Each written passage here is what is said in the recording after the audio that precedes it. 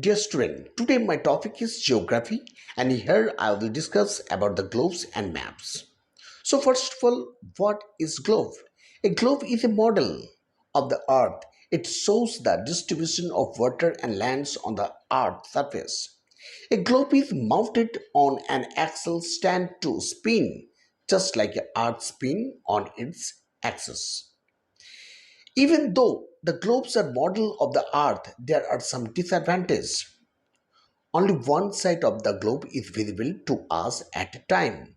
A globe does not show us the smaller details like small towns and cities. Bigger globes are much more details than smaller ones, but as they are bigger and bulky, they are difficult to carry around, right? A map is a drawing of the earth's surface or a part of it on a flat surface. Unlike a globe, which is a sphere, maps are useful when we want to study only a part of the earth or a specific country. Maps are details and help us study smaller areas better. There are world maps and maps that show an entire continent, a country, a state, a city, a town, or even smaller areas, right? Dear student, now I will discuss about the types of maps. Maps are primarily of three kinds. Number one, physical map. Number two, political map. And number three, thematic maps. Number one, physical map.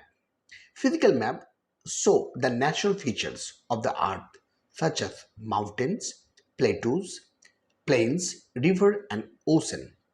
All these given component in these maps are given here, right?